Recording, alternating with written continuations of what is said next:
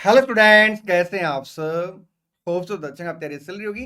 हाँ जी, आइए आज मैं आप लोगों को मई 25 अटेम्प्ट के लिए सीए फाइनल एफआर की आरटीपी कवर कराऊंगा। हम लोग क्या कवर करेंगे सर? आरटीपी। मैं लिख देता हूं, अटेम्प्ट कौन सा है? मई 25। सब्जेक्ट आपका सीए फाइनल एफआर।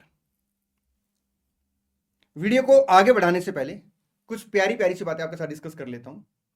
मैं इसी वीडियो में कंप्लीट आरटीपी कवर कराऊंगा। आपके आरटीपी में जो भी केस सिनेरियो दे रखे हैं, डिस्क्रिप्टिव क्वेश्चन दे रखे, मैं सारे के सारे इसी वीडियो में कवर कराऊंगा।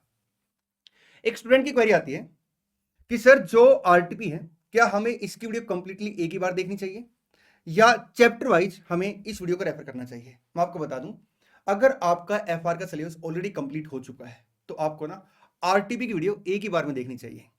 और अगर किसी रीजन से आपका सिलेबस पेंडिंग है तो आप क्या करेंगे? चैप्टर वाइज वीडियो को रेफर कर लेंगे। आप एक काम और करें, आप ना कमेंट बॉक्स में ना टाइम स्टैम्प बना देना ताकि क्वेश्चन को ढूंढने में आपको दिक्कत ना आए। अभी ना 5 मार्च से मैं सीए फाइनल एफआर की रिवीजन वीडियो लेके आने वाला हूं, जिसमें मैं 100% कॉन्सेप्ट कवर कराऊंगा। अब मैंने ना अपने टेलीग्राम पे पोल कराया था रिसेंटली कि जो ये 5 मार्च को रिवीजन वीडियो आएंगी ना एफआर की, इसमें डिटेल रिवीजन रखे, क्विक रिवीजन रखे। मेरी अपनी ओपिनियन ये है कि मैं इसमें डिटेल रिवीजन रखूं, लेकिन मैं फिर भी ना स्टूडेंट से एक बार फीडबैक मांग रहा हूं। मेरी अपनी ओपिनियन जो है डिटेल्ड रिवीजन वीडियो की, उसके पीछे रीजन ये है कि 30 मार्क्स के आपके ना एमसीक्यू केस सिनेरियो आते हैं, तो क्यों ना हम थोड़ा सा टाइम लगा के डिटेल में रिवाइज करा दें आपको, सो दैट आपके जो केस सिनेरियो है आपके एमसीक्यू में वो भी अच्छे से हैंडल हो पाए। ठीक, क्योंकि केस सिनेरियो और एमसीक्यू उस स्टूडेंट के हैंडल हो पाएंगे जिसकी कॉन्सेप्ट क्लैरिटी नेक्स्ट लेवल की है।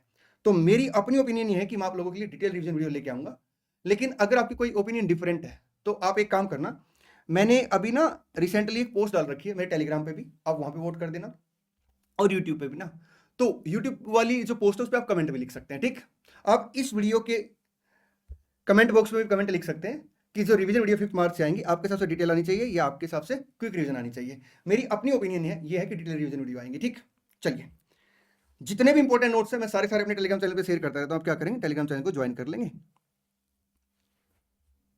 एक प्यारी सी बात और आपके साथ डिस्कस करनी है। अभी रिसेंटली मैंने क्या किया है, सीए फाइनल एफआर का रफ्तार बैच लॉन्च किया है। ये जो बैच है, मैं इस बैच के फीचर बता देता हूं आपको। मैं इस बैच के अंदर ना 100% सिलेबस कवर कराऊंगा।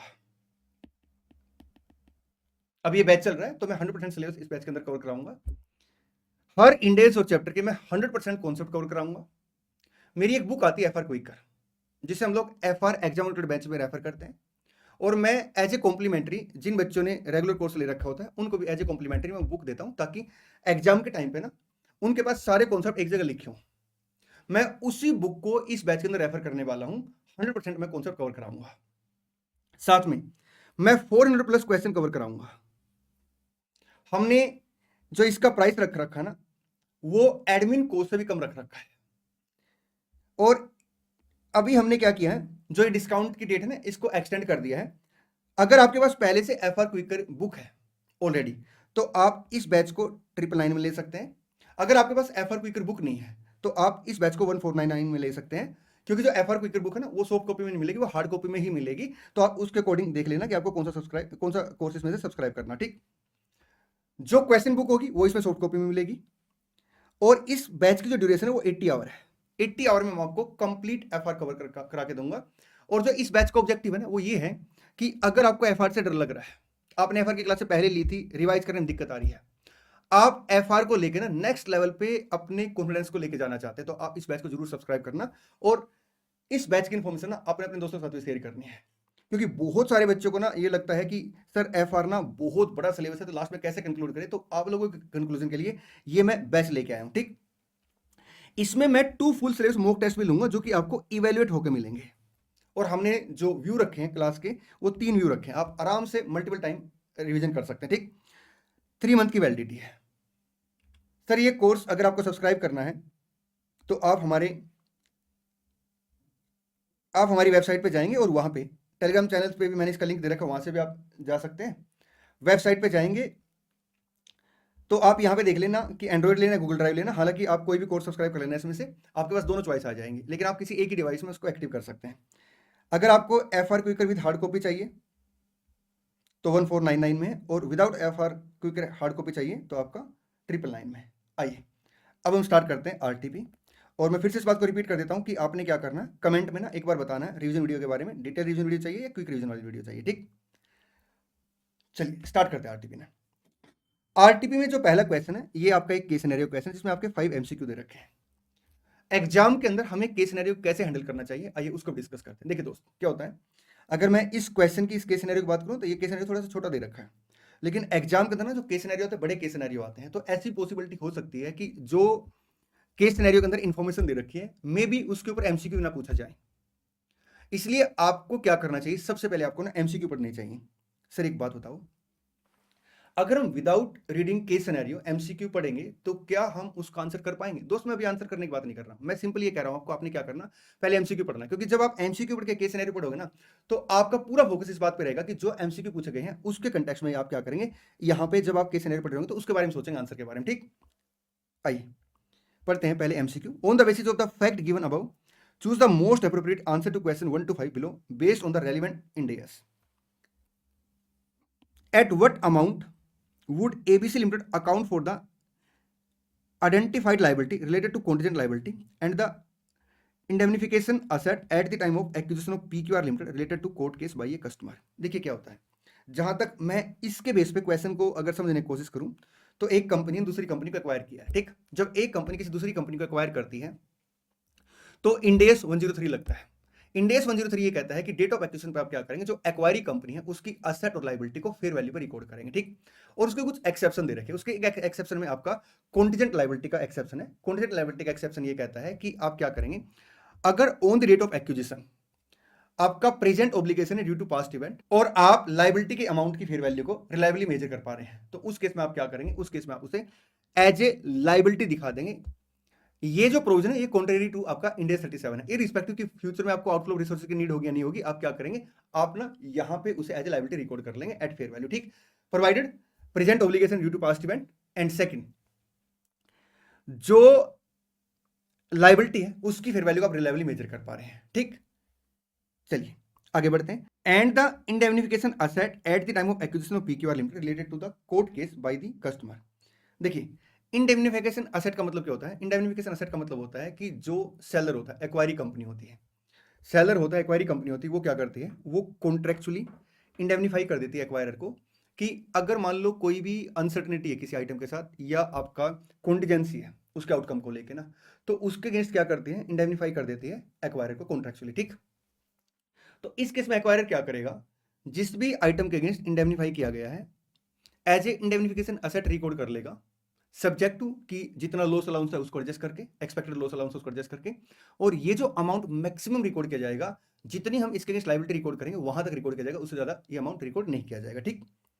आगे बढ़ते हैं। What will be the impact on goodwill due to recognition of such liability and indemnified asset.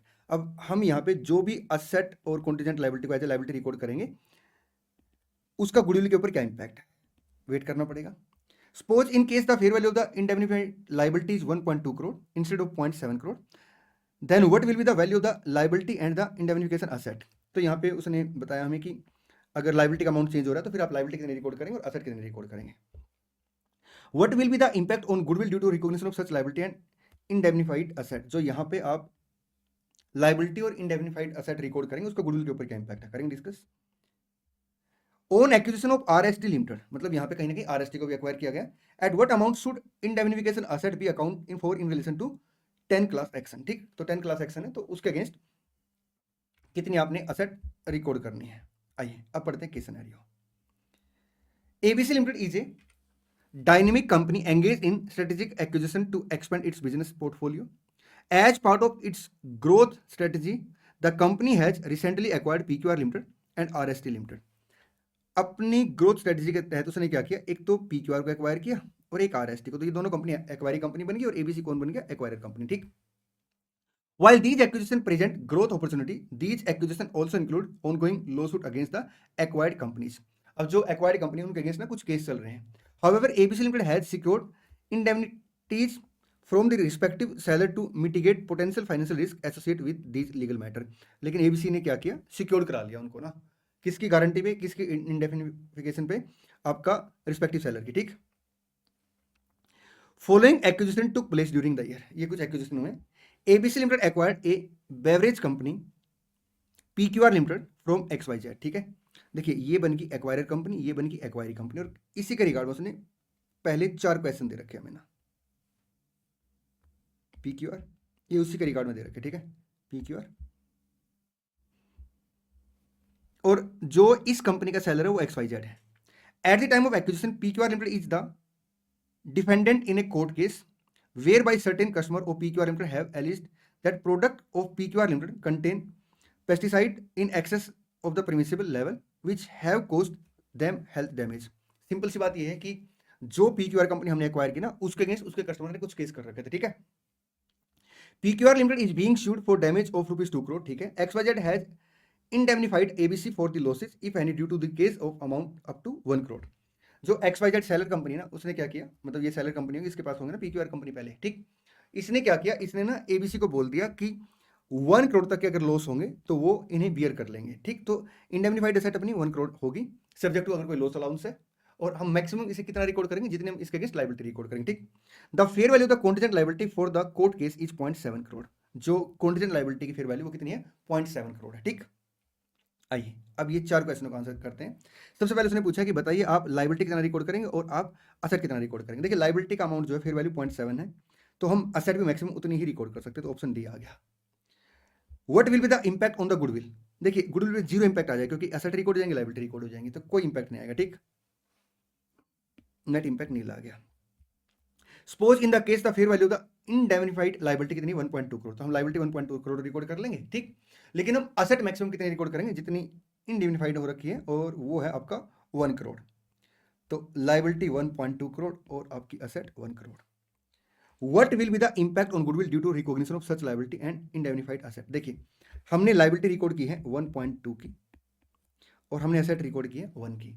तो यहाँ पे अगर आप देखें तो नेट असेट क्या होगी आपकी, नेगेटिव होगी। 1 मिनट के लिए मान के चलते हैं कि हमने जो पीसी पेड की है, मान लो 100 पे की है 1 मिनट के लिए, ठीक। ये अमाउंट आपका 0.2 हो गया नेगेटिव, और हम इसे माइनस करते माइनस माइनस प्लस हो जाएगा, तो आपका गुडविल इंक्रीज हो जाएगी। मतलब जैसे अगर यहाँ पे इंपैक्ट इसका नील आता तो गुडविल 100 थी, तो अब 100.2 हो जाएगी, तो गुडविल इंक्रीज हो जाएगी, increase the goodwill by 0.20 crore, ठीक। आइए आगे बढ़ते हैं। अगला केस, मैं एक बार ये चारों आंसर टिक करा दूं आपको, यहाँ पे मैंने सॉल्यूशन लगा रखे। D a net impact nil, आपका बी और आपका C increase in the value of goodwill by 0.2 crore. ये देखिए गुडविल आपकी जो इंक्रीज है 0.2 करोड़ से, और यहाँ पे आपका ऑप्शन जो था बी था। आई अब पढ़ते हैं सेकंड वाला paragraph. ABC limited pay 50 crore to acquire RST limited from MN limited. ABC कौन हो गया, एक्वायरर कंपनी, आरएसटी कौन होगी, एक्वायरी कंपनी, और एमएन हो गया सेलर कंपनी। मतलब इसने आरएसटी को बेच दिया, किसको, एबीसी को 50 करोड़ में। RST limited manufacture product containing fiberglass and has been named in 10 class action concerning the effect of these fiberglass. ML Limited agreed to indemnify ABC Limited for the adverse result of any court case up to an amount of 10 crore. Case चल रहा है RST के ऊपर, और MN ने ABC को इंडेमनिफाई कर दिया कि अगर मान लो केस हारते हैं, एडवर्स इफेक्ट आते हैं, तो 10 करोड़ तक वो अमाउंट को रिमर्स कर देंगे, ठीक है, पे कर देंगे। The class action have not specified amount of damage, मतलब उनमें अमाउंट स्पेसिफाई नहीं है। And past experience suggest that claim may up be up to 1 crore each, but that they are often settled for small amount, ठीक है। ABC Limited make an assessment of the court case and decide that due to the potential variance in outcome, the contingent liability cannot be measured reliably। और अगर amount reliably major नहीं हो पाएगा तो हम उसे रिकॉर्ड नहीं करेंगे, ठीक। क्योंकि मैंने 2 कंडीशन बोली थी, एक प्रेजेंट ऑब्लिगेशन है due to past event, second जो लायबिलिटी है उसका अमाउंट आप रिलायबली मेजर कर पा रहे हैं, and accordingly no amount is recognise in respect of the court case. अगर हम लोग यहाँ पे लायबिलिटी का अमाउंट रिकॉर्ड नहीं करेंगे तो इंडेमनिफाइड एसेट का भी अमाउंट रिकॉर्ड नहीं करेंगे, क्योंकि इंडेमनिफाइड एसेट को हम रिकॉर्ड करते हैं against liability to the extent जितनी हम लायबिलिटी रिकॉर्ड करते हैं, ठीक। सब्जेक्ट टू आपका जो भी इंडेमनिफाइड एसेट है, नेट ऑफ आपका अगर कोई अलाउंस है, ठीक। On acquisition of RST limited at what amount should indemnification asset be accounted for in relation to 10 class action, nil आ जाएगा अमाउंट, ठीक। चलें जी, आइए ऑप्शन सी टिक करा दो एक बार, option C case scenario second है, the amount of depreciation on the asset for the year X8, आपने डेप्रिसिएशन कैलकुलेट करना है तो इंड AS 16 आ गया। The amount of depreciation on asset for the year X9, आपका डेप्रिसिएशन तो 16 के according ही आएगा। What will be the carrying value of the asset immediately before its classification as held for sale as on 28 February X9? 28 February X9 को asset को held for sale classify किया गया होगा तो इंड AS 105 लग जाएगा। End AS 105 ये कहता है कि अगर आप असेट को, नॉन करंट असेट को हेल्ड फॉर सेल क्लासिफाई करते हैं तो आप क्या करेंगे, उसे on the date of classified as held for sale value करेंगे lower of carrying amount and आपका fair value less cost of disposal. आगे देखिए क्या लिखते हैं, what will be the carrying value of the asset immediately after its classification as held for sale on 28 फरवरी। तो यहाँ पे सर उसने मांगा है आपसे कैरिंग वैल्यू, हमें कैरिंग अमाउंट कैलकुलेट करना है, तो as per the respective Ind AS के प्रोविजन के अकॉर्डिंग हम इसे कैलकुलेट करेंगे। और यहाँ पे कैरिंग वैल्यू मांगा है आफ्टर, तो यहाँ पे क्या आएगा आपका, हम असेट को क्लासिफाई करेंगे हेल्ड फॉर सेल, तो उस डेट पे हम उसे कैसे वैल्यू करेंगे, कैरिंग अमाउंट और फिर less cost of disposal which ever is low. ठीक, what will be the amount of reversal of impairment loss, आपने बताना है इंपेयरमेंट लॉस के रिवर्सल का अमाउंट कितना होगा, and the carrying value of the asset टी लिख लेना है यहाँ पे, after reversal of impairment loss as on 30 June X9। 30 June X9 को जब आप इंपेयरमेंट लॉस का रिवर्सल कर देंगे तो उसके बाद असेट का कैरिंग अमाउंट कितना होगा। इंड AS 105 ये कहता है कि जिस डेट पे हम लोग क्या करते हैं, असेट को ना, नॉन करंट असेट को क्लासिफाई करते हैं एज हेल्ड फॉर सेल, हम उस डेट पे नॉन करंट असेट का वैल्यूएशन करते हैं lower of carrying amount and fair value less cost of sale पे। जिस डेट पे हम नॉन करंट असेट को हेल्ड फॉर सेल क्लासिफाई कर देते हैं उस डेट के बाद डेप्रिसिएशन लगना बंद हो जाता है, और उसके बाद हम लोग क्या करें, रिपोर्टिंग डेट पे उसे वैल्यू करेंगे fair value less cost of sale पे। अगर fair value less cost of sale reporting date पे कम आ गई इन कंपैरिजन टू जो अभी कैरिंग अमाउंट चल रहा है, तो हम लोग लॉस रिकॉर्ड कर लेंगे। और अगर मान लो आपका fair value less cost of sale ज्यादा आ गई तो हम लोग क्या करेंगे, रिवर्सल ऑफ इंपेयरमेंट लॉस कर लेंगे। रिवर्सल ऑफ इंपेयरमेंट लॉस कितना हो सकता है, मैक्सिमम हो सकता है जितना इंपेयरमेंट लॉस आपने इंड AS 105 के अकॉर्डिंग रिकॉर्ड किया है और अर्लियर इंड AS आपका 36 के अकॉर्डिंग रिकॉर्ड किया है। ठीक जी सर। आइए अब हम क्या करते हैं, केस सिनेरियो पढ़ते हैं और जो हमने क्वेश्चन पढ़ रखे हैं उनका आंसर ड्राफ्ट करते हैं साथ साथ में। Choose the most appropriate answer to question 6 to 10 based on the below mentioned fact. 1 जनवरी X6 को असेट एक्वायर्ड की with depreciation to be charge based on the useful life of 10 year. ठीक है जी, तो 1 जनवरी X6 को जो असेट है वो 7500 की एक्वायर की। ठीक है, asset acquired with depreciation to be charge based on the useful life of 10 year. हम इसे क्या करें, 10 ईयर के हिसाब से डेप्रिसिएट करेंगे। आगे क्वेश्चन में कहीं पे भी आपका एस्टिमेट स्क्रैप वैल्यू नहीं दे रखी, तो डेप्रिसिएशन पर एनम कितना आ जाएगा,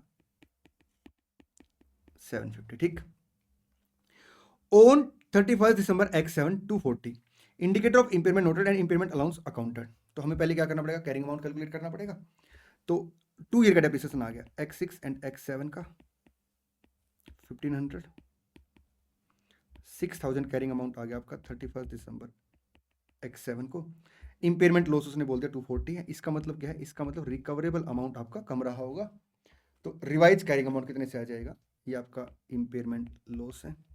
रिवाइज कैरिंग अमाउंट 31 दिसंबर X7 को आपका आ गया 6000 माइनस 240 5760। ठीक, आगे बढ़ते हैं। On 28 February X9 asset has been classified as held for sale. 28 फरवरी 9 को asset classified as held for sale होगी। ठीक, तो हम लोग क्या पहले क्या करेंगे, उस डेट तक का कैरिंग अमाउंट कैलकुलेट करेंगे। 31 दिसंबर X8 तक का डेप्रिसिएशन इसमें 1 साल का आ जाएगा 5760। क्या एस्टिमेट जो यूजफुल लाइफ है रिवाइज हुई है, नहीं, तो 2 ईयर बीत गए तो 8 ईयर बच गए, तो डेप्रिसिएशन आपका आएगा 720। तो कैरिंग अमाउंट आपका 1 जनवरी 9/31 दिसंबर X8 ये आपका आ गया 5040। ठीक, अब 28 फरवरी, तो 2 महीने का डेप्रिसिएशन कैलकुलेट करेंगे हम लोग। 5040 इंटू आपका 1/7 ईयर लाइफ बच गई, 2 मंथ का डेप्रिसिएशन।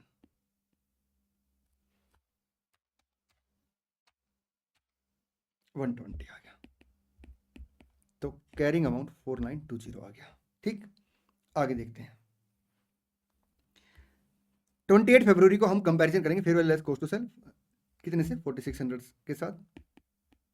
तो जो दोनों में कम होगा, कितना कम है, 4600, 320 का क्या आ गया, इम्पेयरमेंट लॉस आ गया। आगे बढ़ते हैं। 30 जून को क्या होता है, fair value less cost to sale आपका 5300 होगी, ठीक। अब अगर fair value less cost to sale आपका 5300 है, तो कैरिंग अमाउंट कितने से आ रहा होगा अपना, 4600 से ही कैरिंग अमाउंट आ रहा होगा, रिवाइज कैरिंग अमाउंट, ठीक। और इसके ऊपर डेबिट लगना बंद हो जाएगा। अब हम लोग क्या करेंगे, अब हम इंपेयरमेंट लॉस का रिवर्सल कर सकते हैं मैक्सिमम कहाँ तक, जितना इंपेयरमेंट लॉस आपका इंड AS 105 में रिकॉर्ड हुआ है या अर्लियर इंड AS 36 में रिकॉर्ड हुआ है, तो हम इतना इंपेयरमेंट लॉस मैक्सिमम रिवर्स कर सकते हैं। तो 320 प्लस 240 560 का, तो ये अमाउंट आ जाएगा आपका 560 का रिवर्सल है 4600 5160, ठीक। आइए अब एक एक करके आंसर टिक करते हैं। सबसे पहले amount of depreciation for the year 8 में तो सर आपका 7-8 का जो डेप्रिसिएशन था अलग हो गया था ना, 6-7 में सेम था, 8 का डेप्रिसिएशन आ गया आपका 720। The amount of depreciation on the asset for the year 9 आपका 120। What will be the carrying value of the asset immediately before it's classification, before it's classification आपका जो कैरिंग अमाउंट था 4920।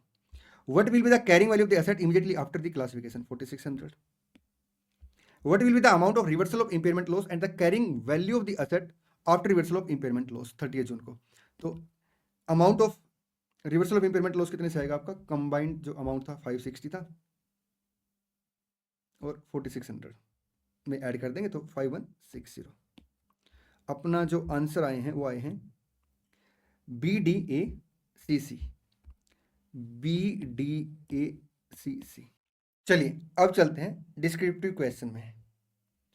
पहला क्वेश्चन यहाँ पे जो है ये आपका इंड AS 28 का क्वेश्चन है, बहुत ही प्यारा क्वेश्चन है, आइए डिस्कस करते हैं। X limited acquired 10% interest in V limited for ₹50,000 on 1 June X6। X ने क्या किया, V के ना 10% शेयर एक्वायर किए 50,000 में, कब, 1 जून X6 को। देखिए बात सुनिए ध्यान से ना, अगर हम किसी भी कंपनी के इक्विटी शेयर लेते हैं, इन्वेस्टमेंट इन इक्विटी शेयर, तो कौन सा इंड AS लगता है, क्या बात कर रहे हो, फाइनेंशियल इंस्ट्रूमेंट के इंड AS लगते हैं 32, 109 एंड 107। देखिए दोस्त, जब भी हम किसी भी कंपनी के इक्विटी शेयर लेंगे, सबसे पहले आइडेंटिफाई करेंगे कि जिस कंपनी के हमने इक्विटी शेयर लिए हैं, अगर वो कंपनी सब्सिडरी बन गई है या जॉइंट वेंचर बन गया है या एसोसिएट बन गया है, तो फाइनेंशियल इंस्ट्रूमेंट के इंड AS नहीं लगेंगे, बल्कि आपका SFS में इंड AS 27 लग जाएगा, ठीक। SFS में कौन सा इंड AS लगेगा, 27 लगेगा। और 27 ये कहता है कि या तो आप उसे क्या करेंगे, कॉस्ट प्राइस पे दिखाएंगे इन्वेस्टमेंट को, या फिर आप क्या करेंगे, या आप उसे as per the provision of Ind AS 109 दिखा सकते हैं, ठीक। मतलब दो अल्टरनेटिव है। अब ये है आपका SFS में। CFS में हम लोग क्या करेंगे, सब्सिडरी को फुल कंसोलिडेशन करेंगे CFS में आपका 110 के अकॉर्डिंग। ज्वाइंट वेंचर और एसोसिएट के ऊपर हम लोग क्या करेंगे, इक्विटी मेथड लगाएंगे CFS के अंदर आपका 28 में। बन की बात, जी सर। और अगर मान लो जिस कंपनी का हमने इक्विटी शेयर लिए वो सब्सिडरी, ज्वाइंट वेंचर, एसोसिएट नहीं बनती, तो उस केस में हम क्या करेंगे, उसे एज ए अदर इन्वेस्टमेंट दिखाएंगे, किसके अंदर, आपका फाइनेंशियल इंस्ट्रूमेंट के इंड AS के अंदर, फाइनेंशियल इंस्ट्रूमेंट के इंड AS के अंदर, ठीक। अब ये जो आपका अदर इन्वेस्टमेंट है, इसे हम कैसे क्लासिफाई करेंगे, हम इसे प्राइमा फेसी क्लासिफाई करेंगे FVTPL पे। बाय डिफॉल्ट क्लासिफिकेशन क्या होता है, FVTPL होता है। हम इसे FVTOCI पे क्लासिफाई कर सकते हैं, प्रोवाइडेड इनको हमने हेल्ड फॉर ट्रेडिंग नहीं रख रखा, नॉट हेल्ड फॉर ट्रेडिंग है। और सेकंड, अपने पास क्या है, इरिवोकेबल ऑप्शन है। मतलब एक बार अगर हमने FVTOCI पे क्लासिफाई कर दिया, तो हम लोग फिर क्या करेंगे उस केस में, हम उस केस में इसे FVTOCI पे ही रखेंगे, आपका इरिवोकेबल ऑप्शन है, हम बाहर नहीं आ सकते इससे, ठीक। आगे बढ़ते हैं। एक कॉन्सेप्ट आता है इंड AS 103 में, जिसे हम बोलते हैं step by step acquisition. Ind AS 103 ये कहता है कि अगर आप किसी कंपनी के equity share step by step लेते हो, तो जिस डेट पे कंट्रोल आ जाता है, आप क्या करेंगे, उस डेट पे जो आपके पास पहले से इन्वेस्टमेंट थी उन्हें आप फेयर वैल्यू पे कंसीडर करेंगे। किस पे कंसीडर करेंगे, फेयर वैल्यू पे, ठीक। चले, हाँ जी, ये सारी बातें एक बार डिस्कस करने के बाद अब हम क्या करेंगे, क्वेश्चन की तरफ बढ़ेंगे। X limited acquire 10% interest in V limited for ₹50,000 on 1 जून। अगर 10% शेयर लिए हैं तो ना तो ये ज्वाइंट वेंचर बनेगा, ना एसोसिएट बनेगा, ना ये आपका सब्सिडरी कंपनी बनेगी, प्राइमा फेसी 10% के हिसाब से, ठीक। तो हम यहाँ पे कौन सा मेथड लगाएंगे, हम इंडेस आपका 32, 109 एंड 107 लगाएंगे और प्राइमा फेसी जो हम इसे क्लासीफाई करेंगे वो FETPL पे क्लासीफाई करेंगे प्राइमा फेसी। हाँ, इरिवोकेबल ऑप्शन अगर कंपनी अडॉप्ट करती है और जो इन्वेस्टमेंट इन इक्विटी शेयर है वो नॉट हेल्ड फॉर ट्रेडिंग है तो फिर FET-OCI मेथड लग जाएगा। आगे देखिए क्वेश्चन क्या कहना है। The investment in V Limited was account for as equity investment not held for trading for which irrevocable option has been availed for subsequent measurement of financial asset at FET-OCI। तो company ने क्या किया, क्योंकि ये note held for trading है तो FET-OCI method लगा दिया। तो हम यहां बात कर रहे हैं आपका इन इंडियस के अंदर, ठीक। X Limited recognize an increase in the fair value of 30,000 in OCI for the year end 31st March X7। Year and पे क्या हुआ, हमने इसे फेयर वैल्यू पे मेजर कर दिया और इसकी जो फेयर वैल्यू आई 30,000 से बढ़ गई है तो 80,000 फेयर वैल्यू बन गई और 30,000 का बैलेंस आपका कहाँ चला गया, OCI में। और ये जो OCI होता है ये आपका फर्दर P&L में कभी भी नहीं जाता। हम इसे किस कैटेगरी के अंदर रखते हैं, हम इसे रखते हैं उस कैटेगरी के अंदर जो आपका statement of change in equity के अंदर रिटेन अर्निंग में जाएगा। जब हम असेट को डिस्पोज करेंगे ये कभी भी P&L अकाउंट के अंदर नहीं जाएगा, ठीक। आगे बढ़ते हैं। X Limited acquired an additional 25% interest in V Limited for 2 lakh on 1st April X7। 1st April X7 को X ने क्या किया, 25% इंटरेस्ट ले लिया किसमें, V Limited में। कितने पे, 2 लाख पे, ठीक है। एंड अचीव्ड सिग्निफिकेंट इन्फ्लुएंस, और सिग्निफिकेंट इन्फ्लुएंस अचीव कर लिया। अब अगर सिग्निफिकेंट इन्फ्लुएंस अचीव कर लिया तो एसोसिएट बन गई, हाँ जी। तो 2 लाख तो ये कॉस्ट आ गई जो आपने 25% शेयर एक्वायर किए हैं और 10% शेयर अपने पास पहले से थे। तो जो 10% अपने पास शेयर पहले से थे तो क्या उसे हम यहाँ पे कॉस्ट पे कंसीडर करें या उसे फेयर वैल्यू पे कंसीडर करें। देखिए अगर यही कॉन्सेप्ट हम इंडेस 103 में डिस्कस कर रहे होते हैं तो हम इसे क्या करते, फेयर वैल्यू पे कंसीडर करते, ठीक। लेकिन इंडेस 28 ने ये मेंशन नहीं कर रखा कि अगर कंपनी क्या करती है, step by step share acquire करती है और जब उसके पास क्या आता है, सिग्निफिकेंट इन्फ्लुएंस आ जाता है, तो जो ऑलरेडी इन्वेस्टमेंट उसने इंडेस 109 में हेल्ड कर रखी तो उसे किस वैल्यू पे कंसीडर करें। तो हम यहाँ पे क्या करेंगे, इंडेस 103 से कोरिलेट करते हुए इसे फेयर वैल्यू पे कंसीडर कर लेंगे। ये मैं आपको बता दूं, ये जो क्वेश्चन है ना ये आपका ICI का एजुकेशन मटेरियल आता है इंडेस के ऊपर ना, तो ये वहीं से क्वेश्चन उठाया हुआ है और ICI की ओपिनियन आई थी इसके ऊपर कि आप इसे क्या करेंगे, फेयर वैल्यू पे कंसीडर कर लेंगे, ठीक। तो जो 10% शेयर है उसे हम क्या करेंगे, फेयर वैल्यू पे कंसीडर कर लेंगे। अब फेयर वैल्यू कितनी है, देखिए यहाँ पे अगर आप देखेंगे तो ये घटना कब की घटी है, ये घटी है 1 अप्रैल की, तो 80,000 ही हमें फेयर वैल्यू दे रखी है। लेकिन इंस्टीट्यूट ने जो यहाँ पे फेयर वैल्यू कैलकुलेट की ना वो कैसे कैलकुलेट की है, 2 लाख जो अमाउंट पे किया है 25% शेयर के बदले में, 10% शेयर के बदले में कितना अमाउंट पे होगा आपका 80,000 आ गया। हालांकि मैं आपको एक बात बता दूं, अगर यहाँ पे 1 अप्रैल की अलग से फेयर वैल्यू दे रखी होती तो वो कंसिडर हम करते, उसको प्रायोरिटी देते। ये जो अप्रोच है ये अप्रोच मजबूरी में हम लोग फॉलो करते हैं। मजबूरी में इसलिए फॉलो करते हैं क्योंकि अपने पास ना फेयर वैल्यू की इन्फॉर्मेशन नहीं है।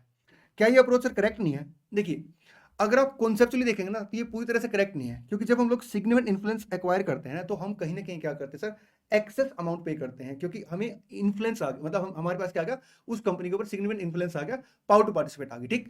तो ये जो अमाउंट है इसके बेस पे 10% शेयर की फेयर वैल्यू निकालना इज नॉट करेक्ट अप्रोच। लेकिन अगर एग्जाम में हमारे पास कोई और इन्फॉर्मेशन अवेलेबल नहीं होगी तो हम इस अप्रोच को फॉलो कर लेते, ठीक। चलिए तो 280 आ गया। एक बात और, जो अब हमने इस इन्वेस्टमेंट को 109 से हमने आपका सिग्निफिकेंट इन्फ्लुएंस वाले इंडेक्स के अंदर इसको लेके आ गए हैं, तो जो इसके अगेंस्ट ऑलरेडी OCI का बैलेंस होगा उसका क्या ट्रीटमेंट करेंगे। कहता है अगर आप इन्वेस्टमेंट को सेल करते तो क्या ट्रीटमेंट करते हैं, हमने कहा जी हम इसको ना रिटेन अर्निंग में ट्रांसफर कर देते हैं क्योंकि रिसाइकलिंग यहाँ पे अलाउड नहीं। तो कहता है आप सेम ट्रीटमेंट करेंगे। आइए आगे बढ़ते हैं। The fair value of the V limited net asset was 250 at June X6 and had increase to 4 lakh on 1 April. हमें नेट असेट कब की चाहिए, 1 अप्रैल की। तो 4 लाख इंटू आपका 35%, कितना अमाउंट आ गया, ये आपका ये अमाउंट आपका आ गया 1,40,000।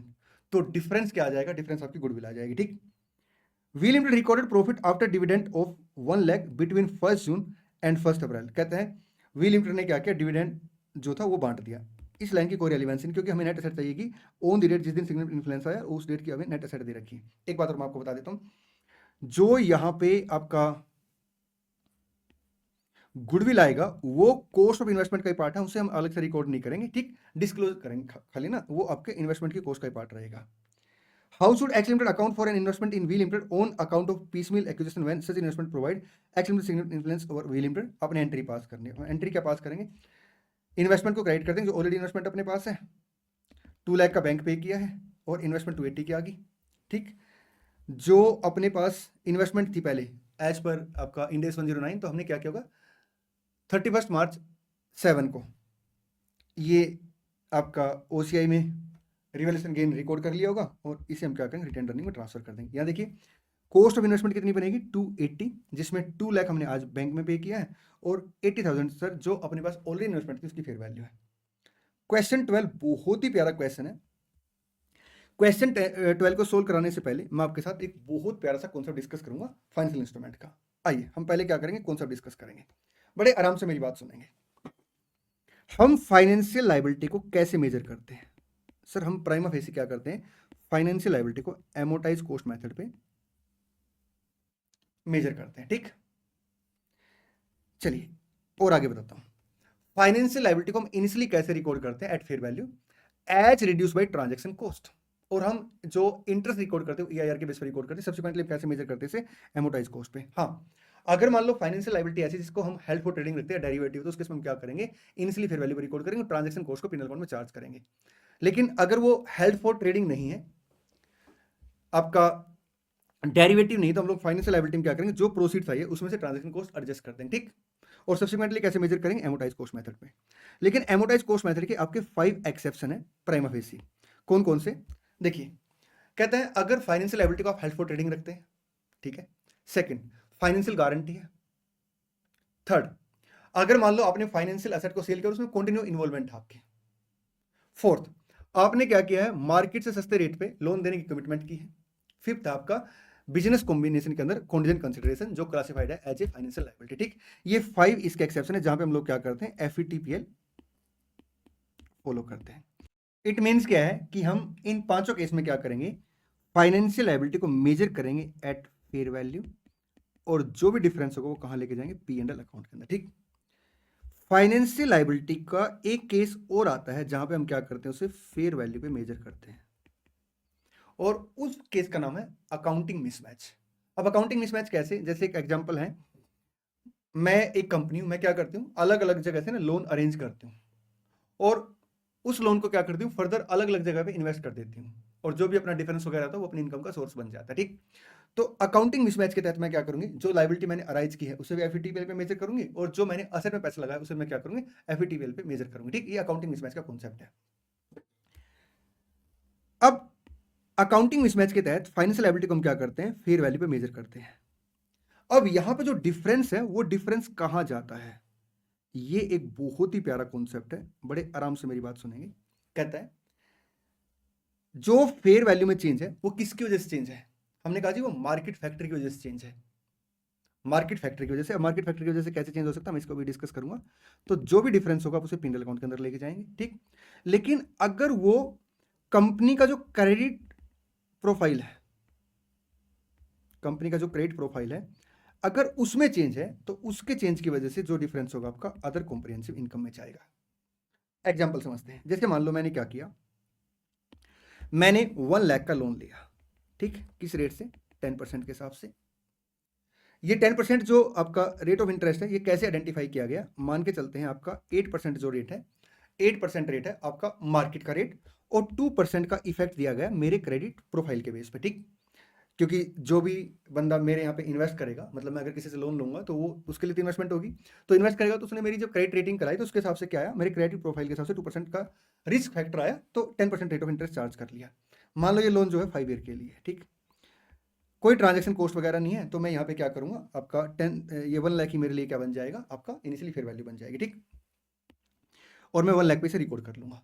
अब ईयर एंड पे क्या होता है, मान लो ये जो फैक्टर है ये चेंज हो गया, अब इस फैक्टर की वजह से चेंज होने की वजह से क्या होगा फेयर वैल्यू चेंज हो जाएगी, क्योंकि हम फेयर वैल्यू कैसे कैलकुलेट करेंगे, जो भी फ्यूचर के कैश के आउटफ्लो है उसको डिस्काउंट करेंगे इस रेट के हिसाब से। ठीक, अब कहते हैं अगर इसमें चेंज है तो ये मार्केट फैक्टर में चेंज है, तो आप जो चेंज है उसका इफेक्ट P&L अकाउंट के अंदर लेके जाएंगे।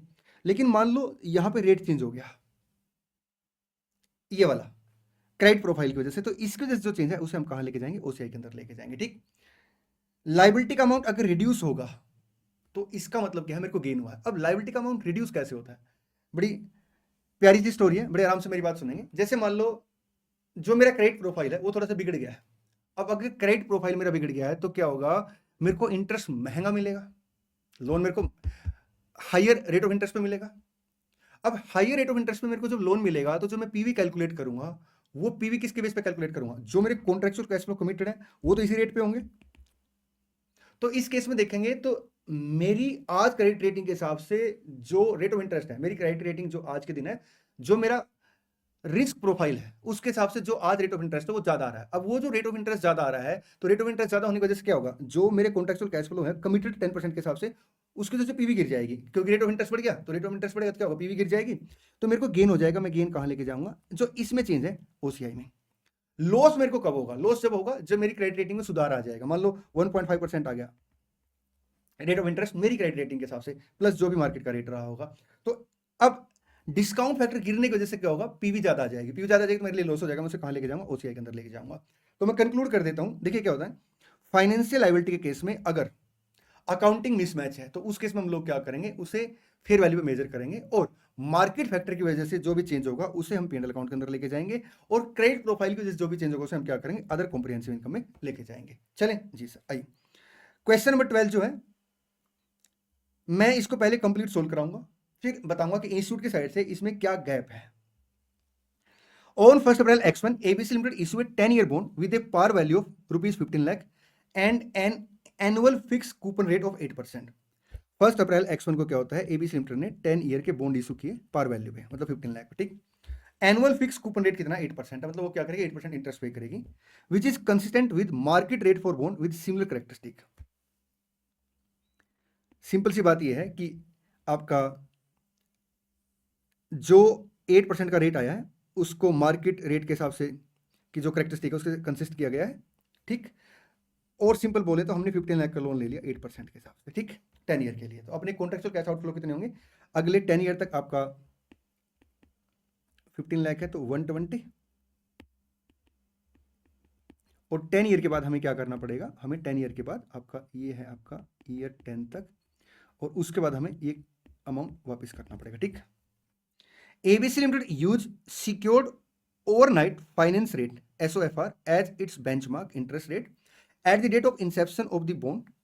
SOFR is 5%। इसका मतलब क्या है कि हमने 8% पे लोन लिया है, तो 5% आपका मार्केट रेट है, तो 3% जो मेरा क्रेडिट रेटिंग है उसकी वजह से है, ठीक।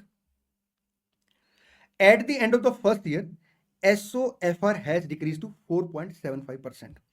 अगर SOFR 4.75 हो गया तो यहां पे अगर आप देखें तो इसमें चेंज है, इसके चेंज का इफेक्ट हम कहां पे लेके जाएंगे, P&L के अंदर। आइए आगे बढ़ते हैं। The fair value of the bond is 1538,110। इसका मतलब क्या है कि रेट ऑफ इंटरेस्ट गिर गया, ठीक। This value is consistent with an interest rate of 7.60%। देखिए बात सुनिए ध्यान से, अगर रेट 8% था, ठीक, मार्केट की वजह से 5% तो हमारी वजह से कितना 3%, अब रेट कितना है 7.60% है, और जो मार्केट का रेट है वो आपका 4.75%, मतलब मार्केट के फैक्टर की वजह से जो रेट आएगा वो 4.75% आएगा, और जो मेरे वाले फैक्टर है रिस्क वाले उसको कंसिडर करके रेट आपका 7.6 हो गया है। 7.6 माइनस आपका 4.75, ये आपका 2.85% आ गया। तो इसका मतलब क्या है, इसका मतलब ये है कि कहीं ना कहीं मेरे क्रेडिट रेटिंग में सुधार आया, ठीक।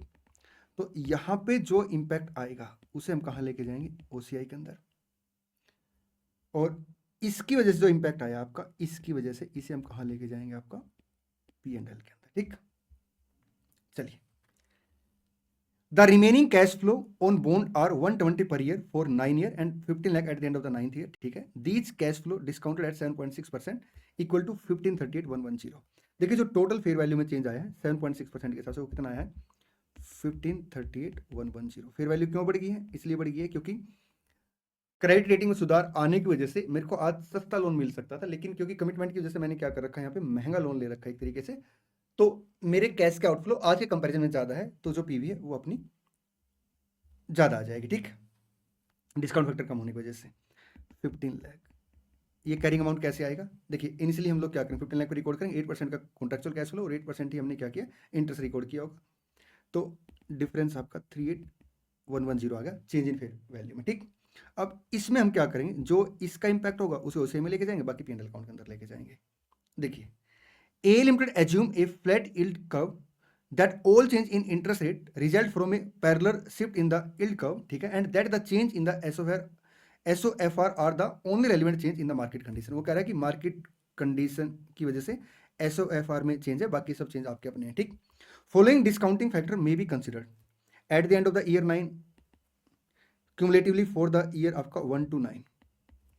ये उसने 7.75% के हिसाब से दे दिया। इसका मतलब ये है कि देखिए, मार्केट का रेट कितना है सर, मार्केट का रेट था आपका 4.75 आज के दिन, और अगर मेरा ओरिजिनल रेट होता तो कितना होता, 7.75। तो हम लोग क्या करेंगे, 7.75 के हिसाब से आपका पीवी कैलकुलेट करेंगे at the end of the year 10 cumulative, ये इरेलीवेंट हो गया ईयर 1 के एंड में, ठीक, 9 ईयर कंसिडर करेंगे। तो 120 इंटू आपका 6.312, ये फिर वैल्यू आएगी 757,440, और आपका 0.511 इंटू 15 लाख 9 ईयर के बाद 766,500। तो ये अमाउंट आ गया अपना 757,440, 1523,940, ये पीवी आ गई, ठीक। अब यहां पे अगर आप देखेंगे तो अगर मैं अपने फैक्टर को चेंज नहीं करता, कैसे, 3% आपका ओपनिंग था और 4.75 आज मार्केट का, तो मेरा वाला फैक्टर अगर चेंज नहीं होता तो पीवी कितनी है, दिस वन। तो इसका मतलब ये जो पीवी में चेंज है, किसकी वजह से, ये मार्केट की वजह से है। तो 23,940 P&L अकाउंट में चला जाएगा, और बाकी 38,110 माइनस 23,940, आपका 14,170 का जो डिफरेंस है, ये आपका कहाँ चला जाएगा, अदर कॉम्प्रिहेंसिव इनकम में। अच्छा, यहाँ पे कुछ राउंडिंग ऑफ के डिफरेंस आ गए होंगे, इन्होंने अमाउंट लिया है आपका 670, तो कुछ राउंडिंग ऑफ में इशू रहा होगा, ठीक। चलें, हाँ जी, एक बार मैं फिर से मल्टीप्लाई करके देख लेता हूँ। 15 लाख इंटू 0.511, ये अमाउंट आ गया आपका 766,500 प्लस 120 इंटू 0.6312 है ना, हाँ जी,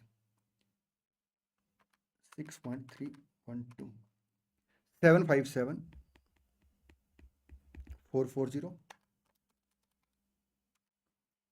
1523,940, यही अमाउंट आ रहा है, राउंडिंग ऑफ का डिफरेंस, ठीक।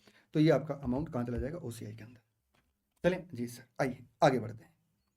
अब अगर मैं इस क्वेश्चन की बात करूं तो इस क्वेश्चन में इंस्टीट्यूट की साइड से प्रॉब्लम कहाँ है, कहीं पर भी ये नहीं लिख रखा है इंस्टीट्यूट ने ना कि जो ये फाइनेंशियल लायबिलिटी है इसे फेयर वैल्यू पे मेजर किया गया है। मतलब सर अकाउंटिंग मिसमैच वगैरह की कोई बात ही नहीं कह रखी। अगर हम प्राइमा फेसी फाइनेंशियल लायबिलिटी को देखते हैं, जैसे मान लो मैं कोई बॉन्ड इशू करता हूं, तो मैं प्राइमा फेसी क्या मान के चलूंगा कि मैं इसे टिल मैच्योरिटी हेल्ड करूंगा, एमोटाइज कॉस्ट मेथड लगाऊंगा।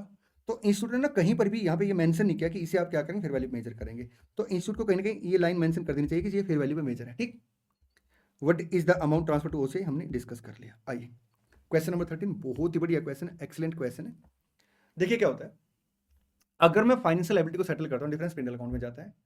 अगर मैं इक्विटी को सेटल करता हूं, डिफरेंस आपका अदर इक्विटी में जाता है। लेकिन अगर कंपाउंड फाइनेंशियल इंस्ट्रूमेंट है तो उस केस में क्या होगा, कंपाउंड फाइनेंशियल इंस्ट्रूमेंट का एक एलिमेंट आपका डेट होगा और एक एलिमेंट आपका इक्विटी होगा। डेट को अगर मैं सेटल करूंगा, डिफरेंस P&L अकाउंट में जाएगा, और अगर मैं इक्विटी को सेटल करूंगा, डिफरेंस आपका अदर इक्विटी में जाएगा, ठीक। अब क्या होता है, जैसे मान लो एक कंपनी है, मैं एक छोटा सा एग्जांपल आपके साथ डिस्कस करता हूं। मान लो कंपनी ने क्या किया, 1 लाख रुपीज के 9% डिवेंचर इशू करती है, ठीक। कितने साल के लिए, मान लो 10 ईयर के लिए, और ये कन्वर्टेबल डिवेंचर है। तो इसका एक पार्ट आपका डेट बनेगा और एक पार्ट आपका क्या बनेगा, इक्विटी बनेगा। अब मार्केट में ना कंटिन्यू रेट ऑफ इंटरेस्ट गिर रहा है।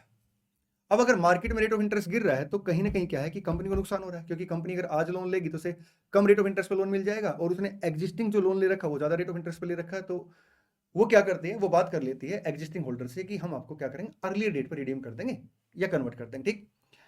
तो उस केस में जो वैल्यू निकल के आएगी वो आपकी जो कैरिंग अमाउंट आ रहा होगा उससे ज्यादा निकल के आएगी, क्योंकि रेट ऑफ इंटरेस्ट गिर गया। तो ऐसे केस में हमें क्या करना पड़ेगा, जो अर्ली रिडम्पशन है, जो अर्ली रिडम्पशन में हम अमाउंट पे कर रहे हैं, हमें उसे भी एलोकेट करना पड़ेगा डेट और इक्विटी में। और फिर जो डेट का कैरिंग अमाउंट है और जो डेट की फेयर वैल्यू है उसका डिफरेंस आपका P&L में जाएगा, और जो इक्विटी का कैरिंग अमाउंट है और जो इक्विटी की फेयर वैल्यू है उसका डिफरेंस आपका कहां जाएगा, अदर इक्विटी में। तो ये कॉन्सेप्ट है इस क्वेश्चन में। अब इसमें हम सबसे पहले स्टेप में क्या करेंगे, इनिशियल डेट पे डेट और इक्विटी को क्लासिफाई कर लेंगे, ठीक। मतलब जो कंपाउंड फाइनेंशियल इंस्ट्रूमेंट है उसका टुकड़ा कर लेंगे एज ए डेट और एज ए इक्विटी। ठीक, अब जो डेट है उसका कैरिंग अमाउंट निकालेंगे हम कब, अर्लियर कन्वर्जन डेट पे। अब उसका कैरिंग अमाउंट कैसे निकलेगा, दो तरीके, या तो हम लोग क्या करें, इनिशियल डेट से लेके वहां तक टेबल बनाएं, हर साल का इंटरेस्ट आपका एक्सपेंडिचर ऐड करें और कॉन्ट्रेक्चुअल कैश फ्लो उसमें से माइनस करें। या दूसरा तरीका क्या कि जो रिमेनिंग कॉन्ट्रेक्चुअल कैश फ्लो है उसकी पीवी निकाल लें ओरिजिनल डिस्काउंट रेट के हिसाब से जो हमने मार्केट रेट कंसिडर किया होगा। ठीक, सेकंड हम लोग क्या करेंगे, उसी डेट पे कैरिंग अमाउंट कैलकुलेट करेंगे, किसका, हम कैरिंग अमाउंट कैलकुलेट करेंगे इक्विटी का, और इक्विटी का जो कैरिंग अमाउंट इनिशियली होगा वही सेम अमाउंट आ जाएगा क्योंकि इक्विटी में चेंज रिकॉर्ड नहीं होता। तो दो कैरिंग अमाउंट आ गया अपने पास, डेट का और इक्विटी का। अब जो हमने अर्ली रिडम्पशन डेट पे अमाउंट पे किया है हम उसे क्या करेंगे, डेट और इक्विटी में क्लासिफाई करेंगे। ठीक, तो डेट का अमाउंट कैसे आएगा, जो भी remaining contractual cash flow, original आपके कॉन्ट्रेक्चुअल कैश फ्लो, उसे new market rate of interest के हिसाब से पीवी निकाल लेंगे, उतना डेट बन गया, बैलेंस आपका इक्विटी आ जाएगा। किससे कंपैरिजन करेंगे, आपका टोटल जो हम अमाउंट पे कर रहे हैं। तो डेट से डेट का कंपैरिजन जो होगा पीएनएल में चला जाएगा और इक्विटी से इक्विटी का जो कंपैरिजन होगा आपका अदर इक्विटी में चला जाएगा। चलिए, मैंने पूरा कॉन्सेप्ट आपको एक्सप्लेन कर दिया, अब हम क्या करेंगे, क्वेश्चन करेंगे। On 1 April 01 A Limited issued 10% convertible debenture with a face value of 1000 maturing on 31st March 11। 1 अप्रैल 01 को ए ने क्या किया, 10% कन्वर्टेबल डिवेंचर इशू किए हैं। अब ये कन्वर्टेबल डिवेंचर है, ठीक है, तो कंपाउंड फाइनेंशियल इंस्ट्रूमेंट आ गया with a face value of 1000 maturing on 31st March 11। The debenture is convertible into equity share of A limited at a conversion price of 25 per share. ठीक है, जो आपके डिवेंचर है वो कन्वर्टेबल इक्विटी शेयर में conversion price आपका 25 है। Interest is payable half yearly in cash. अब यहाँ पे जो इंटरेस्ट पे हो रहा है ना वो आपका हाफ ईयरली पे हो रहा है। इट मीन्स क्या है कि 10% आपका 100 आ गया, 50 का इंटरेस्ट आप हर साल पे करेंगे। At the date of issue A limited could have issued non convertible debt with a 10-year term bearing a coupon interest rate of 11%। अगर हम आज नॉन कन्वर्टेबल डिवेंचर इशू करते तो रेट ऑफ इंटरेस्ट क्या होता, आपका 11% होता। तो हाफ ईयर का रेट कितना हो गया आपका 5.50%। 1 जनवरी आपका 06 the convertible debenture has a fair value of 1700। ठीक है, A limited make a tender offer to holder of the debenture to repurchase the debenture for 1700 which the holder accept. ठीक है, on the date of repurchase A limited could have issued non convertible debt with a 5-year term, आपका interest rate of 8%। How does A limited account for the repurchase, A limited repurchase को account for कैसे करेगा। सबसे पहले हम लोग क्या करेंगे, इनिशियली लाइबिलिटी और आपका इक्विटी का अमाउंट कैलकुलेट करेंगे। अगर आप यहाँ पे देखेंगे तो जो प्रोसीड्स अपने पास आई है वो कितनी आई है इनिशियली, सर अपने पास जो प्रोसीड्स आई है वो 1000 आई। ठीक, अब डेट में क्या क्या जाएगा, देखिए अगर हम डेट की बात करें तो एक तो आप अगले 10 ईयर तक हाफ ईयरली इंटरेस्ट पे करेंगे, किस रेट के हिसाब से, 10% के हिसाब से। ठीक, तो 10% रेट ऑफ इंटरेस्ट के हिसाब से जो आप इंटरेस्ट पे करेंगे हाफ ईयरली पे करेंगे तो 50-20 हाफ ईयर आ गए, ये आप इंटरेस्ट पे करेंगे। क्या हमें मैच्योरिटी डेट पे जो ये 1000 का अमाउंट है ये पे करना पड़ेगा, नहीं पे करना पड़ेगा, क्या हमें मैच्योरिटी डेट पे अमाउंट पे करना पड़ेगा, नहीं पे करना पड़ेगा। आइए पहले मैं इस कॉन्सेप्ट को एक बार आपके साथ डिटेल में डिस्कस करता हूं, फिर हम इस क्वेश्चन की बात करेंगे। देखिए क्या होता है, क्वेश्चन में अगर ये लिखा होता है कि जो आपके कन्वर्टेबल डिवेंचर है कन्वर्जन ऑप्शन होल्डर के पास है, तो वी एज्यूम कि वो कैश की डिमांड करेंगे, अकॉर्डिंगली हम लोग क्या करते हैं, फाइनेंशियल लायबिलिटी का अमाउंट कैलकुलेट करते हैं। ठीक, अगर ऑप्शन है कंपनी के पास तो वी एज्यूम हम लोग क्या करेंगे, इक्विटी शेयर इशू कर देंगे, इसलिए हम क्या करते हैं लायबिलिटी का अमाउंट आइडेंटिफाई करते हुए ये मैच्योरिटी अमाउंट कंसीडर नहीं करते। लेकिन अगर क्वेश्चन में ये मेंशन है कि आपका ऑप्शनल कन्वर्टेबल है और कन्वर्जन ऑप्शन किसके पास है, क्वेश्चन साइलेंट है, तो वी एज्यूम कि होल्डर के पास ऑप्शन है और हम लोग क्या करते हैं ये अमाउंट पे करके लायबिलिटी का अमाउंट कैलकुलेट करते हैं। मतलब ये एज्यूम करते हैं कि अमाउंट हमें पे करना पड़ेगा क्योंकि हमारे पास कोई ऐसी पावर नहीं कि हम लायबिलिटी को पे करने से डिनाई कर पाए, तो उसके हम इसे फाइनेंशियल लायबिलिटी का अमाउंट मानते हैं। ठीक, अब इस क्वेश्चन में ऐसी कोई भी सिचुएशन नहीं दे रखी, सिंपल लिख रखा कन्वर्टेबल डिवेंचर, तो यहाँ पे एक एजम्पशन ये भी हो सकती है कि ये मैंडेटरी कन्वर्टेबल है, लेकिन इंस्टीट्यूट ने जो इसका सोल्यूशन दे रखा ना उन्होंने इसको रिडीम मान रखा है, मतलब ये आपका ऑप्शनल मान रखा है और ऑप्शन किसके पास है, अगर ऑप्शनल मान रखा है तो हम होल्डर के पास मान के चलते हैं, तो इंस्टीट्यूट को कहीं ना कहीं यहाँ पे मेंशन करना चाहिए वो बात। ठीक, तो इस क्वेश्चन में एक ये प्रॉब्लम है, एक प्रॉब्लम यहाँ पे भी है, मैं जब इस डेट पे आऊंगा तो डिस्कस करूंगा। अब देखिए इनिशियली हम लोग क्या करेंगे, लायबिलिटी का अमाउंट कैलकुलेट करेंगे, 50 आपका जो 20 हाफ ईयर के कैश के आउटफ्लो है इस डिस्काउंट फैक्टर को यूज करके पीवी कैलकुलेट कर लेंगे, ये अमाउंट आ गया। ठीक, और 10 ईयर के बाद आप ये अमाउंट पे करेंगे। इसके बारे में मैंने बता दिया कि इंस्टीट्यूट को कहीं ना कहीं यहाँ पे थोड़ा सा लैंग्वेज इंप्रूव करनी पड़ेगी, ये मेंशन करना पड़ेगा कि ये आपका ऑप्शनल कन्वर्टेबल है, या कैन भी कन्वर्टेबल लिख के तो बात बन जाएगी। ठीक, ये आपका पीवी आ गई 1000 की, ये आपका इनिशियली लाइबिलिटी का अमाउंट आ गया, और ये आपका इनिशियली इक्विटी का अमाउंट आ गया। ठीक, ये प्रोसीड्स आ गए। अब आगे चलते हैं। ऑन 1 जनवरी X6 लिखा है यहाँ पे ना, मैं आपको बता दूं ये ना गलती से टाइपिंग मिस्टेक है। ये यहाँ पे जो डेट होनी चाहिए 1 अप्रैल 6 होनी चाहिए, उसी के हिसाब से इंस्टीट्यूट ने सोल्यूशन भी कर रखा है। अब 1 अप्रैल 6 को क्या हो गया, 5 साल बीत गए हैं। तो हम इस डेट पे क्या करेंगे, सबसे पहले लाइबिलिटी का कैरिंग अमाउंट कैलकुलेट करेंगे। कैसे कैरिंग अमाउंट कैलकुलेट करेंगे, जो रिमेनिंग कॉन्ट्रेक्चुअल कैश फ्लो यहाँ पे 10 हाफ ईयर का इंटरेस्ट है, और 10 हाफ ईयर के बाद मतलब 5 ईयर के बाद आपको 1000 पे करना है ओरिजिनल डिस्काउंट फैक्टर के हिसाब से, दैट इज आपका 11%, 5.5% हम पीवी कैलकुलेट करेंगे, तो ये लाइबिलिटी का कैरिंग अमाउंट आ जाएगा। चलें जी सर। अब जो इक्विटी का कैरिंग अमाउंट था वो आपका सेम रहेगा, ये आपका इक्विटी का कैरिंग अमाउंट था, सेम रहेगा।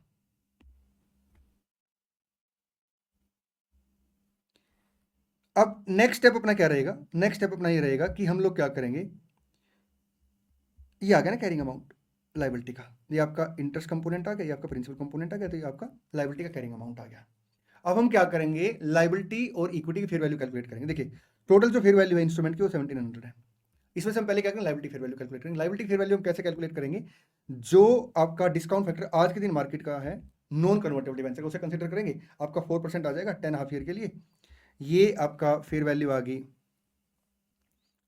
इंटरेस्ट की, ये प्रिंसिपल की, ये फेयर वैल्यू होती आपका लाइबिलिटी आ गई। इसका डिफरेंस कहाँ जाएगा, P&L में, और जो इक्विटी का डिफरेंस है कहाँ जाएगा, अदर इक्विटी में। ठीक, चले जी सर। ये टोटल कंपाउंड फाइनेंशियल इंस्ट्रूमेंट की फेयर वैल्यू, जिसमें से ये डेट की फेयर वैल्यू, बैलेंस आपका इक्विटी की फेयर वैल्यू आ गई। आगे बढ़ते हैं। नेक्स्ट क्वेश्चन बहुत आसान क्वेश्चन है, देखिए क्या लिखता है। On 1 April X1 PQR limited acquired 30% of the share of XYZ for ₹8,000 crore. 1 April X1 को PQR ने क्या किया, 30% शेयर एक्वायर किया XYZ के, कितने में, 8,000 करोड़ में। अगर हम 8,000 करोड़ में शेयर एक्वायर कर रहे हैं यहाँ पे 30%, तो यहाँ पे इक्विटी मेथड लग जाएगा आपका, क्योंकि ये आपकी एसोसिएट है। 31 मार्च X2 को PQR लिमिटेड ने क्या किया, रिकॉग्नाइज किया its share of net asset change of XYZ during equity accounting as follows. अब इक्विटी मेथड के अंदर हम लोग क्या करते हैं, जो भी एसोसिएट या ज्वाइंट वेंचर की अर्निंग होगी, हम अपने हिस्से की अर्निंग रिकॉर्ड कर लेते हैं, और अर्निंग की जो कैटेगरी होगी वही होगी जिस कैटेगरी की अर्निंग आपके एसोसिएट या ज्वाइंट वेंचर ने की। ठीक, तो हमने क्या किया, अपने हिस्से की अर्निंग रिकॉर्ड कर ली और उसको इन्वेस्टमेंट के थ्रू रूट कर दिया। तो investment account debit to share in P&L, अपने हिस्से का P&L रिकॉर्ड कर लिया। इन्वेस्टमेंट आपका इन XYZ डेबिट टू आपका share of exchange difference in OCI, अपने हिस्से की OCI रिकॉर्ड कर ली। To share of revolution reserve of PP in OCI, अपने हिस्से की OCI रिकॉर्ड कर ली। ये रिवोल्यूशन रिजर्व वाली जो OCI है, रिवोल्यूशन रिजर्व की OCI की कैटेगरी में आ जाएगी, और एक्सचेंज डिफरेंस वाली एक्सचेंज डिफरेंस की OCI में आ जाएगी। ठीक, on 1 April X2 PQR limited acquired the remaining 70%, 30% share हमारे पास पहले थे, और हमने क्या किया, 70% शेयर और एक्वायर कर लिए। ठीक, of XYZ for cash of 25,000 crore. देखिए इंड AS 103 के अकॉर्डिंग अब यहाँ पे क्या लगेगा, स्टेप बाय स्टेप एक्विजिशन। ठीक, स्टेप बाय स्टेप एक्विजिशन में हम लोग क्या करेंगे, जो PC पेड की है हमने आज, वो आ जाएगी 25,000 से, एक सेकेंड, और हम साथ में क्या करेंगे, जो हमारे पास एग्जिस्टिंग इन्वेस्टमेंट है उसे फेयर वैल्यू पे ऐड कर देंगे। ठीक, the following additional information is relevant at that date. Fair value of the 30% interest already on कितने से आएगा, 9,000 से, 34,000 आ गया।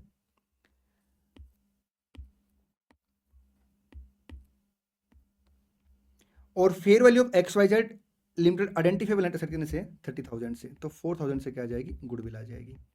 अब यहाँ पे अगर आप देखेंगे तो आप इक्विटी मेथड को डिसकंटिन्यू कर देंगे। जब हम लोग इक्विटी मेथड से बाहर आते हैं तो हम क्या करते हैं, जो भी डिफरेंस होता है उसे P&L अकाउंट के अंदर लेके जाते हैं। तो हमने फेयर वैल्यू ऑफ इन्वेस्टमेंट कितनी कंसीडर की है, 9,000, और इन्वेस्टमेंट का जो कैरिंग अमाउंट आ रहा होगा कितने से आ रहा होगा, under equity method 700 plus 100 plus 50 आपका 8850 से, तो 150, तो ये आपका कहाँ चला जाएगा, P&L के अंदर। ठीक, सेकंड, जो भी हमने ऑलरेडी अपने हिस्से की प्रॉफिट और आपका OCI वगैरह रिकॉर्ड कर रखे हैं, हम उसे ऐसे रिक्लासिफाई करेंगे जैसे अगर हम इन्वेस्टमेंट को सेल करते। ठीक, तो अगर हम इन्वेस्टमेंट को सेल करते तो ये डिफरेंस कहाँ जाता, P&L में। ठीक है,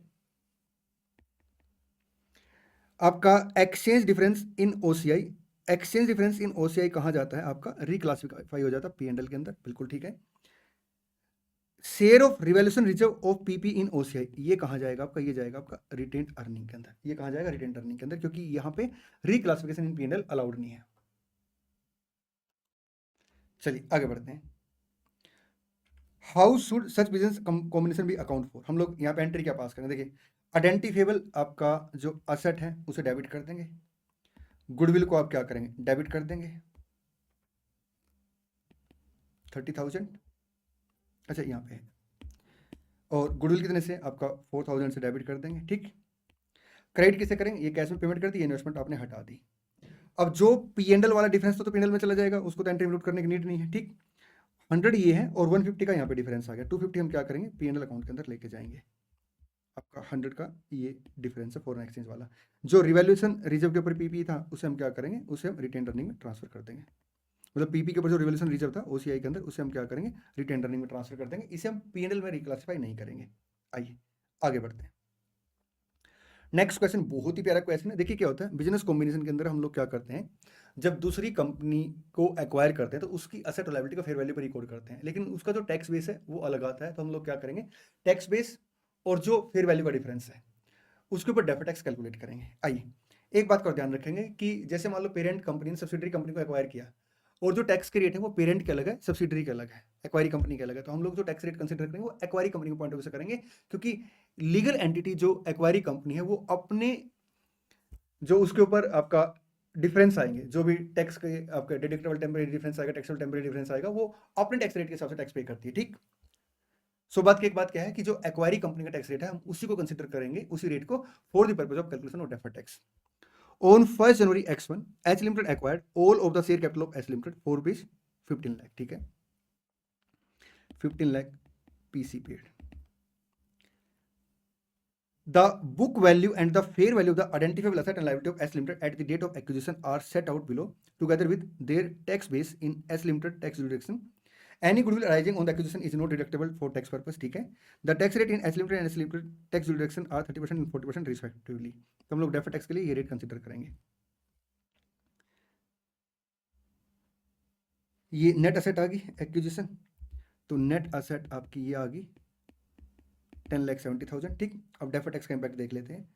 देखिए टैक्स बेस 920 है, फेयर वैल्यू आपकी नेट जो है आपका 1070 है, तो यहाँ पे 150 का डिफरेंस आ गया। 150 का जो डिफरेंस है टैक्सेबल टेम्परेरी डिफरेंस है या डिडक्टेबल टेम्परेरी डिफरेंस है। देखिए फ्यूचर में क्या होगा, हम इतने के नेट असेट क्लेम करेंगे, इनकम टैक्स वाले ये खर्चा लागू करेंगे, तो ये इसे डिसअलाउ कर देंगे, तो अपने लिए क्या बन गया? टैक्सेबल टेम्परेरी डिफरेंस बन गया। अगर टैक्सेबल टेम्परेरी डिफरेंस है तो इसके ऊपर क्या कैलकुलेट होगा आपका? DTL कितने से? 60 से, 60, और यहाँ पे हम क्या करेंगे? माइनस कर देंगे, तो 10,10,000 गुडविल आ गई अपनी 4,90,000 से। चले जी सर, ये डेफर्ड टैक्स लायबिलिटी आ गई। मैं फिर से बता देता हूँ, हम ये एक्सपेंडिचर क्लेम करेंगे फ्यूचर में, वो इस एक्सपेंडिचर को अलाउ करेंगे, तो बैलेंस को डिसअलाउ कर देंगे, डिफरेंस को, और जब वो डिसअलाउ करेंगे तो फ्यूचर में क्या होगा? मेरी टैक्सेबल इनकम बढ़ जाएगी, तो ये टैक्सेबल टेम्परेरी डिफरेंस, इसके ऊपर क्या बनेगा? Deferred tax liability. आइए आगे बढ़ते हैं। ये क्वेश्चन बहुत ही ज़्यादा आसान क्वेश्चन है। P Limited incorporated in India on 70% interest in foreign entity, ठीक है। H Limited, P Limited has INR as its functional currency while H Limited has US dollar as its functional currency. P Limited sell its entire investment in H Limited, तो control lost हो गया, तो हम लोग क्या करेंगे? D recognition की entry पास कर देंगे। The following information is provided. देखिए हमने इन्वेस्टमेंट कितने की बेची? 3200 की। बैंक अकाउंट डेबिट 3200 से, ठीक। नेट असेट जो है वो हमने इकट्ठी कर रखी होगी कितने की? 4000 पे, ठीक। तो to net asset derecognise कर देंगे, इंक्लूडिंग अगर कोई गुडविल है तो। क्वेश्चन है उसकी इन्फॉर्मेशन नहीं दी। अच्छा आगे बढ़ते हैं। जो NCI है उसे हम क्या करेंगे? खत्म कर देंगे। कितने से है आपका? NCI जो है ये आपका है 1200 से, ठीक। अब जो foreign currency translation reserve gain है, हम इसे क्या करते हैं? ओन आपका जब हम लोग डिस्पोजल करते हैं सब्सिडरी को, फॉरेन ऑपरेशन को, तो इसे हम क्या करते हैं? P&L अकाउंट में ट्रांसफर कर लेते हैं, ठीक। अब अगर आप यहाँ पे देखेंगे तो जो फॉरेन करेंसी ट्रांसलेशन रिजर्व है 900 है, इसमें से हमारे हिस्से का तो अपनी बुक्स में रिकॉर्ड रखा होगा और इसका हमने क्या किया होगा, एनसीएम इम्पैक्ट ऑलरेडी दे रखा होगा, तो हम क्या करेंगे, इसे हटा देंगे 630 को। और जब हम लोग सब्सिडरी से कंट्रोल लॉस करते हैं तो डिफरेंस कहाँ जाता है, पीएनएल में, और इसको भी हम कहाँ बेचते हैं, पीएनएल में, तो ये सारा डिफरेंस आपका पीएनएल में चला जाएगा। 3200 प्लस 1200 प्लस आपका 630 माइनस आपका 401030, ठीक, ये अमाउंट आपका पीएनएल में चला जाएगा, प्रॉफिट ऑन डिस्पोजल, जिसमें 630 आपका क्या है, फॉरेन करेंसी ट्रांसलेशन रिजर्व। यहाँ पे स्टूडेंट से ये गलती हो जाती है कई बार ना, कि वो क्या करता है, एनसीआई का हिस्सा भी कंसीडर कर लेता है। एनसीआई का हिस्सा तो ऑलरेडी एनसीआई में जा चुका होगा ना पहले से ही। हमने क्या किया होगा, जो भी सब्सिडरी के प्रॉफिट और लॉस होंगे उसे परसेंटेज ऑफ होल्डिंग में पेरेंट में और एनसीआई में एलोकेट किया होगा, तो पेरेंट के हिस्से में जो ओसीआई का बैलेंस है वो ये होगा, इसी को हम लोग क्या करेंगे, यहाँ पे डिस्पोज कर देंगे, हटा देंगे, ठीक, डी रिकॉग्नाइज कर देंगे, और कहाँ ट्रांसफर कर देंगे, आपका पीएनएल के अंदर। चलिए आगे बढ़ते हैं, बहुत ही प्यारा क्वेश्चन है, इंडिया 2 का क्वेश्चन, और ये कई बार इंस्टीट्यूट ने रिपीट कर रखा है अलग अलग मटेरियल के अंदर। आइए डिस्कस करते हैं। देखिए क्या लिखता है, following information have been provided for A limited which account for its inventory by using FIFO cost formula. हम लोग क्या करते हैं, FIFO मेथड यहाँ पे फॉलो करते हैं।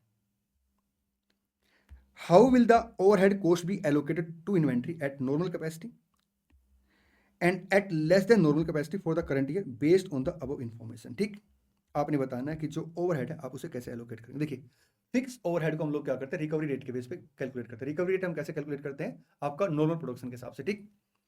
वेरिएबल ओवरहेड हम लोग क्या करते हैं, एक्चुअल आपका वेरिएबल ओवरहेड जो होते हैं वो हम लोग एक्चुअल प्रोडक्शन के हिसाब से एलोकेट करते हैं, क्योंकि वो आपका पर यूनिट क्या होते हैं, पर यूनिट फिक्स होते हैं। एग्जांपल के तौर पे सर, जैसे मान लो मैं क्या करता हूँ, मैं एक प्रोडक्ट बनाता हूँ, अब उस प्रोडक्ट पे मेरे वेरिएबल ओवरहेड मान लो आपका 100 आते हैं पर यूनिट ना।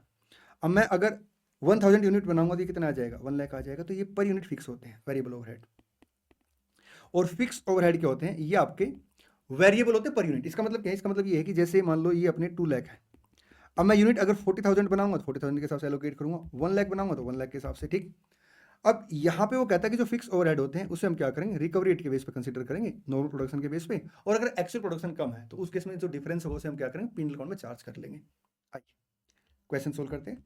Full capacity 10,000 labour our, sir हम लोग नॉर्मल कैपेसिटी के हिसाब से फिक्स ओवरहेड को एलोकेट करेंगे। Normal capacity 7500 labour our in a year, ठीक है। Actual labour hour for the current year आपका 6500 है। टोटल फिक्स प्रोडक्शन ओवरहेड कितने से, 1500 से। ये टोटल फिक्स प्रोडक्शन ओवरहेड है, ठीक। हम इसे क्या करेंगे, आपका normal capacity of the labour our के हिसाब से रिकवरी रेट कैलकुलेट करेंगे, ये पर आवर आ गया फिक्स्ड ओवरहेड। अगर मैं इसे चार्ज करूं कॉस्ट ऑफ गुड सोल्ड के अंदर, इन्वेंट्री के अंदर, तो कितना चार्ज करूंगा, 6500 आपका एक्चुअल लेबर आवर लगा है, तो मैं उसके साथ चार्ज करूंगा, और जो डिफरेंस आएगा वो पिंडल अकाउंट के अंदर लेके जाऊंगा, ठीक। आगे बढ़ते हैं। टोटल वेरिएबल प्रोडक्शन ओवरहेड कितने से, 2600 से। तो वेरिएबल ओवरहेड को हम लोग क्या करेंगे, एक्चुअल प्रोडक्शन के बेस पे, दैट इज आपका 2600 6500.4 पर आवर, ठीक। आगे लिखते हैं ओपनिंग इन्वेंट्री 2500 है, ठीक है जी। यहाँ पे FIFO मेथड है, मतलब हम लोगों के पास जो क्लोजिंग इन्वेंट्री बचेगी वो ड्यूरिंग द ईयर के प्रोडक्शन से बचेगी, पहले हम ओपनिंग को सेल करेंगे, ठीक। Total unit produce in a year are 6500 unit. अगर आप यहाँ पे देखेंगे तो मैं 6500 यूनिट प्रोड्यूस करता हूँ, और लेबर आवर कितने हैं सर, 6500, तो 1 unit equal to 1 labour hour. आगे total unit sold in year are 6700 unit. Opening unit मेरे पास 2500 थी, ये मैंने प्रोड्यूस की, ये मेरे पास यूनिट सोल्ड होगी, तो ये क्लोजिंग इन्वेंट्री आ गई। टोटल क्लोजिंग इन्वेंट्री आपकी 2300 यूनिट है। आइए अब डिस्कस करते हैं। देखिए हमने इस बार क्या किया है, टोटल 6500 यूनिट प्रोड्यूस की है, तो जो प्रोडक्शन ओवरहेड आएंगे हम लोग क्या करेंगे फिक्स वाले, वो आपका फॉर्मूला लिख के बताता हूं, number of unit, labour our per unit into fix production overhead, ये आपका इन्वेंट्री की कॉस्ट का पार्ट बन जाएगा, ठीक है, प्रोडक्शन की कॉस्ट का पार्ट बन जाएगा। अच्छा, वेरिएबल ओवरहेड 0.4 है, ये आपका कोस्ट का पार्ट बन जाएगा। अब जो फिक्स ओवरहेड 1500 है उसमें से हम ये क्या करेंगे, ये 1300 हमने रिकवर कर लिया है आपका इन्वेंट्री के अगेंस्ट, बैलेंस 200 हम कहाँ चार्ज कर लेंगे, P&L अकाउंट के अंदर। ठीक, चले हाँ जी। अगर आप यहाँ पे देखेंगे तो 0.60 कोस्ट पर यूनिट आ गया अपने ना, क्योंकि 1 लेबर आवर में 1 यूनिट प्रोड्यूस होती है। ठीक, अब हमने जो यूनिट बेची वो कितनी बेची ड्यूरिंग द ईयर, 6700, इसमें से 2500 यूनिट ओपनिंग बिकी होंगी। तो करंट ईयर में जो यूनिट हमने बेची है उसमें से करंट ईयर में प्रोड्यूस कितनी हुई, 4200। तो हम क्या करेंगे, 4200 यहाँ पे कॉस्ट ऑफ गुड्स सोल्ड का पार्ट बन जाएगा। 0.6 इंटू 4200, 2520, 200 हम P&L अकाउंट में चार्ज कर लेंगे। ठीक, और क्लोजिंग इन्वेंट्री कितने से आ जाएगी, 2300 इंटू आपका 0.6, 1380।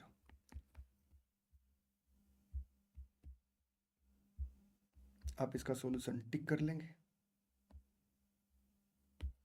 ये देखिए, ये आपके P&L अकाउंट में अमाउंट चार्ज होगा।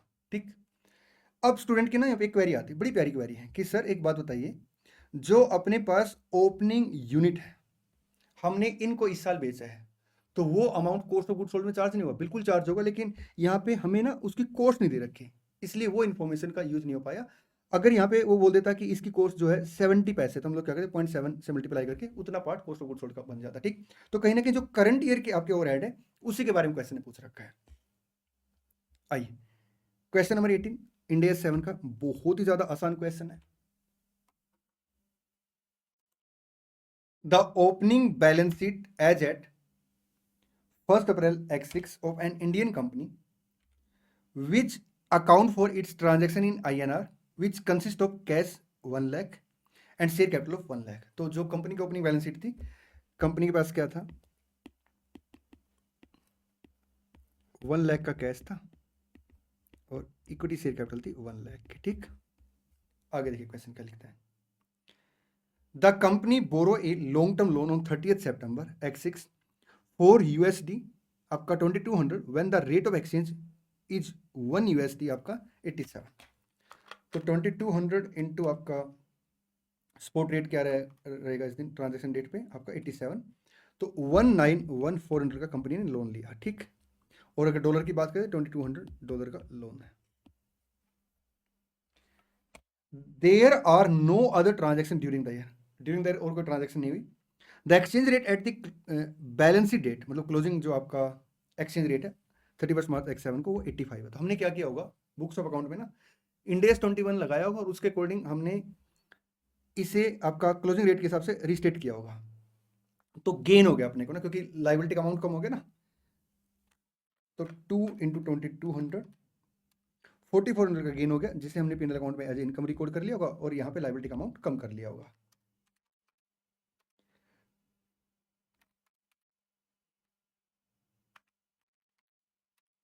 आपका 187,000 ये हमने क्या किया होगा, लाइबिलिटी का अमाउंट रिकॉर्ड कर लिया होगा। ठीक, आगे देखिए the summarise balance sheet as at 31 March X7, cash आपका, क्योंकि कैश तो आपका 1,91400 आया था और 1 लाख अपने पास ओपनिंग बैलेंस था। कैपिटल एंड रिजर्व में आपका शेयर कैपिटल आ गया 1 लाख से। अदर इक्विटी में यहाँ पे ना ये गलत लिख रखा है इन्होंने ना, यहाँ पे it should be retained earning, ये आपका रिटेन्ड अर्निंग होना चाहिए। ठीक, लॉन्ग टर्म लो। अब हम सिंपल यहाँ पे क्या करेंगे, जो फॉरेन एक्सचेंज डिफरेंस था उसकी वजह से कोई कैश का फ्लो नहीं था, तो उसका इंपैक्ट कैंसिल कर देंगे। तो जब हम उसका इंपैक्ट कैंसिल करेंगे तो लाइबिलिटी का अमाउंट बढ़ जाएगा और आपका जो P&L है वो कम हो जाएगा। बस इतना सा ट्रीटमेंट है यहाँ पे। अगर आप देखेंगे तो ये देखिए, ये प्रॉफिट था, ये कैंसिल हो गया और यहाँ पे लाइबिलिटी का अमाउंट बढ़ गया। ये फाइनेंसिंग एक्टिविटी के अंदर आपका इनफ्लो आ गया। ये closing cash and cash equivalent का बैलेंस आ गया। आगे बढ़ते हैं नेक्स्ट क्वेश्चन पे। बहुत ही प्यारा क्वेश्चन है, इंडिया 24 का क्वेश्चन है। आइए मिलकर क्वेश्चन पढ़ते हैं। Mr Y's father owns 100% of the share in A limited. यहां पे लिखते हैं आपका मिस्टर वाई, इनके फादर इन्होंने क्या कर रखा है, 100% शेयर ले रखे हैं किसके, इन ए लिमिटेड, यही लिखा है। पढ़ते हैं, मिस्टर वाइज फादर, ठीक है, owns 100% of the share in A limited, ठीक है। Mr Y and Mrs Y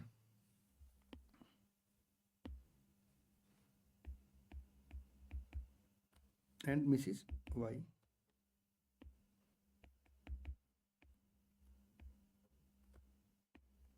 इन दोनों ने 100% शेयर ले रखे हैं आपका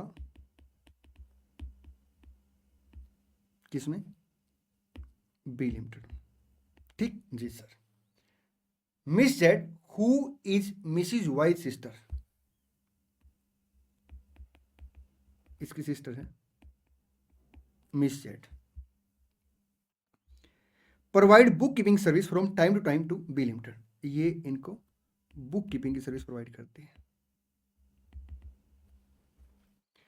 however Miss Z is not an employ of B limited, मतलब ये बी लिमिटेड की एम्प्लॉय नहीं है। A limited has increased its loan of 150 to 2 lakh to B limited to 2 lakh during the year for which A limited charges a below market rate of interest। अगर आप यहाँ पे देखेंगे तो इन्होंने क्या किया है, जो लोन पहले 150 का था उसे इंक्रीज करके 2 लाख का दे दिया है लोन, और रेट ऑफ इंटरेस्ट मार्केट से कम है। State whether Mr Y's father, Mr Y के जो फादर है, एक काम करता हूँ मैं यहाँ पे कलर चेंज कर लेता हूँ, ठीक, मिस्टर वाई के जो फादर है एंड मिसिज वाइज सिस्टर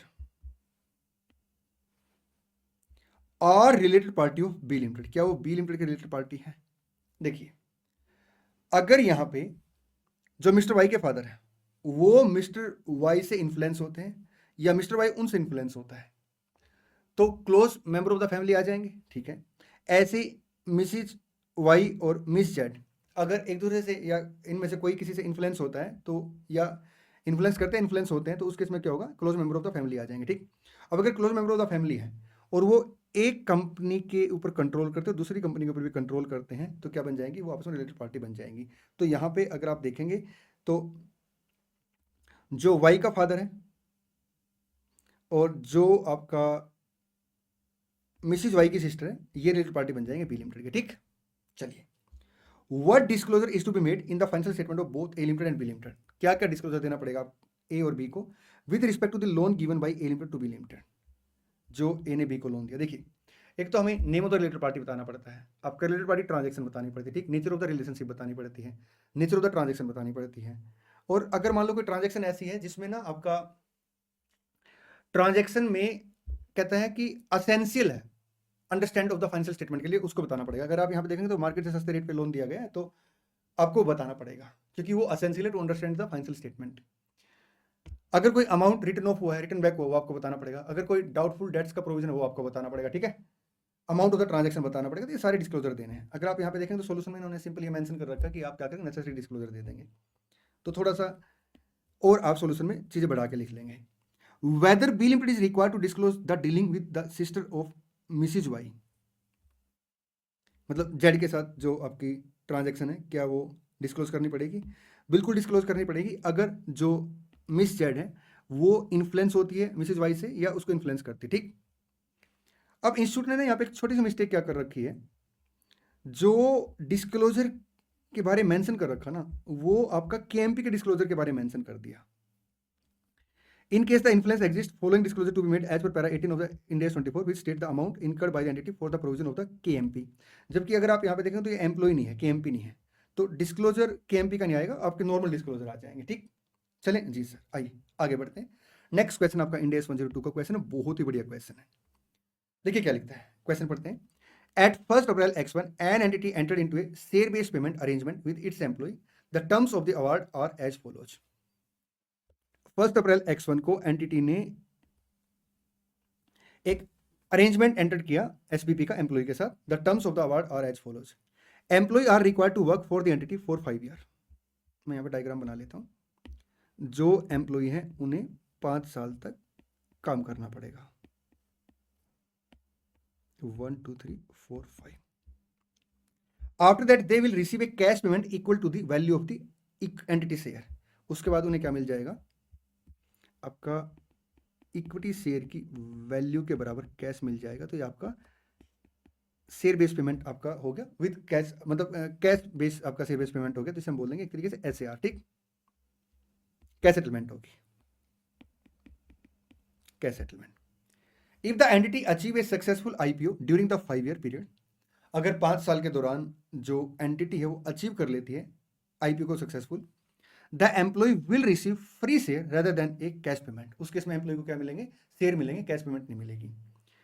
देखिए यहां पे अगर आप देखेंगे, अगर इक्विटी सेटलमेंट है तो हम लोग क्या करते हैं, जो ग्रांट डेट है उसकी फेयर वैल्यू को कंसीडर करते हैं और कोई फर्दर फैक्टर कंसीडर नहीं करते, अगर वो मार्केट बेस्ड फैक्टर है। अगर नॉन मार्केट बेस्ड फैक्टर है तो हम उसका इंपैक्ट ले लेते हैं। अब IPO जो इशू करना है वो कंपनी के हाथ में, तो ये नॉन मार्केट फैक्टर हो जाएगा, ठीक, तो हम इसे कंसीडर कर लेंगे आगे के लिए ना। The employ will receive free share rather than a cash payment, so employ might receive free share at the time of IPO और a cash payment at the end of the 5th year, but not both. यहां पे ना alternative नहीं दिया, या तो उसे equity share मिलेंगे अगर हमारा IPO सक्सेसफुल हो गया तो, और अगर IPO सक्सेसफुल नहीं हुआ तो हम लोग उसे क्या करेंगे, 5th ईयर के एंड में कैश की पेमेंट कर देंगे, ठीक। No employee are expected to leave the entity over the next 5 year, ठीक है। At the date of the award and till the end of the 2nd year, it was not probable that a successful IPO would occur before year 5। यहां तक नहीं लग रहा था कि IPO successful हो पाएगा, तो यहां तक हम लोग क्या करेंगे, एज ए आपका कैश सेटलमेंट के हिसाब से रिकॉग्निशन करेंगे। यहां पे ना कैश अल्टरनेटिव नहीं है। अगर आप देखेंगे तो दो सिचुएशन हो सकती है, या तो हम क्या करेंगे, इक्विटी शेयर देंगे अगर IPO सक्सेसफुल हो गया तो, अगर IPO सक्सेसफुल नहीं हुआ तो हम लोग उस केस में क्या करेंगे, कैश पेमेंट कर देंगे। देखिए क्लियर लिखा है, और cash payment at the end of the 5th year but not both, so employ might receive free share at the time of IPO। अगर IPO सक्सेसफुल हो गया तो हम उन्हें क्या करेंगे, शेयर देंगे, नहीं तो हम उन्हें क्या करेंगे, कैश की पेमेंट करेंगे, ठीक। तो यहां पे हम लोग क्या करेंगे, कैश सेटलमेंट के हिसाब से 2 ईयर में अमाउंट रिकॉग्नाइज करेंगे। आगे देखिए, eight the end of the year 3, क्योंकि हमने ना यहाँ पे एम्प्लॉय को ऑप्शन नहीं दे रखा, जो हम लोग विद कैश अल्टरनेटिव में क्या करते हैं, पहले SBP की वैल्यू कैलकुलेट करते हैं इक्विटी सेटलमेंट के हिसाब से, फिर कैश सेटलमेंट के हिसाब से सर वैल्यू कैलकुलेट करते हैं, जो डिफरेंस होता है उसे एज ए इक्विटी कंसीडर करते हैं, और जो डेट वाला पार्ट होता है उसे हर साल क्या करते हैं, रिपोर्टिंग डेट पे आपका रिवाइज करते हैं। वो उस केस में करते हैं जहाँ पे एम्प्लॉय के पास ऑप्शन है। यहाँ पे एम्प्लॉय के पास ऑप्शन है ही नहीं, यहाँ पे तो सक्सेसफुल IPO अगर होगा तो हम उन्हें क्या करेंगे, हम उन्हें इक्विटी शेयर दे देंगे, अदरवाइज क्या करेंगे, कैश में पेमेंट कर देंगे। अब यहाँ पे उसने क्लियर लिखा है, at the date the award until the end of the 2nd year, it was not probable that a successful IPO would occur before year 5। तो हम लोग क्या करेंगे, उन्हें आपका कैश में पेमेंट करेंगे। at the end of the year 3 a successful IPO become probable, इस बात की प्रोबेबिलिटी आ गई है कि IPO सक्सेसफुल हो जाएगा, and management expect to it to occur in the year 4। तो यहां पे हम क्या करेंगे, एज ए इक्विटी शेयर के हिसाब से रिकॉर्ड करेंगे, और 4 ईयर के हिसाब से टोटल जो अमाउंट आपका वेस्टिंग पीरियड वो 4 ईयर बन जाएगा, ठीक। At the end of the year 4 a successful IPO occur and employee receive free share. तो यहां पे IPO सक्सेसफुल हो गया, हमने इक्विटी शेयर दे दिए। The fair value of the equity settlement award alternative is 1000 at the grant date, ठीक है। The fair value of the cash settlement alternative आपका ignoring the probability that IPO will happen within the 5 year is as follows. देखिए अगर हम cash में settlement करेंगे तो first year के एंड में हमें जो एस्टिमेट लग रहा है ये आ रहा है, सेकंड ईयर के एंड में ये एस्टिमेट लग रहा है, 3rd ईयर के एंड में ये सर ये, और 4th ईयर के एंड में ये, ठीक। और आपका ग्रांट डेट में जो फेयर वैल्यू है इक्विटी सेटलमेंट की वो 1000 है। आइए क्वेश्चन सोल्व करते हैं। देखिए फर्स्ट ईयर में क्या जाएगा, कैश सेटलमेंट कितना अमाउंट है 50, वेस्टिंग पीरियड कितना है 5 ईयर, तो 1 ईयर आपका एक्सपायर्ड पीरियड आ गया, तो 10 से हम क्या करेंगे, SBP लाइबिलिटी रिकॉर्ड कर लेंगे, employee benefit expenses to SBP liability 10 से, ठीक। सेकंड ईयर में क्या लग रहा है सर, कैश सेटलमेंट ही होगी। अब सेकंड ईयर में जो आपका अमाउंट है वेस्टिंग पीरियड के बाद वो कितना जाएगा 500, और क्योंकि कैश की पेमेंट हम 5 साल के बाद करेंगे तो वेस्टिंग पीरियड आपका 5 ईयर है, into expired period 2 year, 190। Employee benefit expenses account debit to क्या आएगा आपका SBP लाइबिलिटी अकाउंट। चले आगे जी, आगे बढ़ते हैं। उसके बाद 3rd ईयर में प्रोबेबिलिटी आ गई कि हमें क्या करना पड़ेगा, इक्विटी शेयर देने पड़ेंगे। अब यहाँ पे अगर आप देखेंगे तो टोटल इक्विटी शेयर के अंदर जो आपका फेयर वैल्यू है उन ग्रांट डेट वो कितनी 1000, एक्सपेक्टेड जो वेस्टिंग पीरियड है आपका 4 ईयर है, और एक्सपायर्ड पीरियड आपका 3 ईयर है। तो क्यूमुलेटिव अमाउंट 750 आ जाएगा, जिसमें से हमने क्या कर रखा होगा, 200 की ऑलरेडी लाइबिलिटी रिकॉर्ड कर रखी, मतलब as a employee benefit expenses record कर रखा, तो हम लोग क्या करेंगे, जो हमने लाइबिलिटी रिकॉर्ड करके पहले तो उसे आपका इक्विटी में कन्वर्ट कर देंगे, ट्रांसफर कर देंगे। ये देखिए एसबीपी लाइबिलिटी टू आपका एसबीपी रिजर्व इक्विटी, ठीक जी सर। और बाकी 550 के हम लोग क्या करेंगे, एक एंट्री और पास करेंगे, employee benefit expenses account debit to SBP reserve equity account, ठीक। नेक्स्ट ईयर क्या होगा आपका, सक्सेसफुल हो गया आईपीओ, तो 1000 के हमने इक्विटी शेयर इशू कर दिए। अब अमाउंट ऑलरेडी कितने का रिकॉर्ड हो चुका था, 750 का, तो एम्प्लॉय बेनिफिट एक्सपेंसेस टू आपका एसबीपी रिजर्व इक्विटी अकाउंट कितने से, 250 से। SBP reserve equity account debit to आपका शेयर कैपिटल कितने से आ जाएगा, 1000 से। चलिए जी, इसी के साथ ये आरटीपी समाप्त होती है। मैंने इस आरटीपी के अंदर जहां जहां भी कॉन्सेप्ट थे, सारे कॉन्सेप्ट आपको एक्सप्लेन किए हैं। आपने क्या करना, वीडियो को लाइक करना है और अपने सब दोस्तों साथ वीडियो को शेयर करना है। चैनल को अगर अभी तक सब्सक्राइब नहीं किया, सब्सक्राइब कर लेना, क्योंकि मैं आप लोगों के लिए बहुत प्यारी प्यारी कंटेंट की वीडियो इसी चैनल पर लेके आने वाला हूँ। चलिए मिलते हैं नेक्स्ट वीडियो में। Thank you so much, all the best, God bless you. हाँ, इस बार एग्जाम को फोड़ के आएंगे।